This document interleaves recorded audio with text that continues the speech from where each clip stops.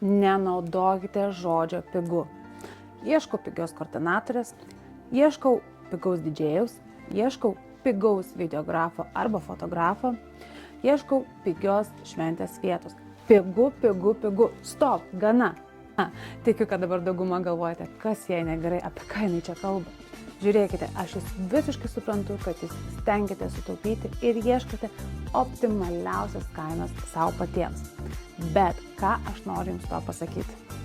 Mano klausimas būtų jums, ar jūsų šventė taip pat norite, kad būtų pigi? Suprantu, mes turime taupyti biudžetą ir aš jums tikrai visiškai pritariu ir visą laiką stengiuosi padėti savo jauniesiems kiek įmanoma daugiau sutaupyti. Tačiau mes turėtume rinkti visai kitą žodį, kad gautume visai kitas paslaugas. Kiekviena šventė turi savo biudžetą, kiekviena šventė turi savo šventės vietą, kiekviena šventė turi savo paslaugų tiekėjus, kiekviena šventė turi tam tikrą savo viziją ir savo idėją. Taigi labai svarbu, kai jūs kreipiatės į paslaugų tiekėjus, kad jų neklausimėt ir nesakytumėt, ieškau pigaus maisto, ieškau pigaus didžėjaus ir taip toliau, jau ką minėjau prieš tai. Jūsų klausimas turėtų skambėti truputėlį kitaip ir jūs turėtumėte kreiptis. Mano biudžetas yra 3000 eurų ir aš ieškau į šią sumą man tinkančios šventės vietos.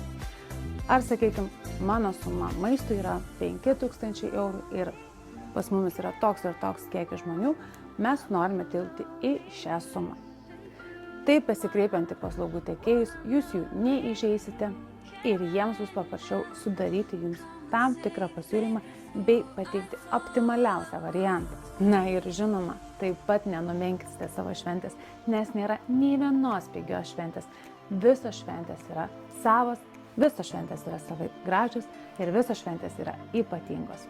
Na ir taip pat jūs taupysite begalę laiko bei išlaikysite puikius santykius su paslaugų tiekėjais.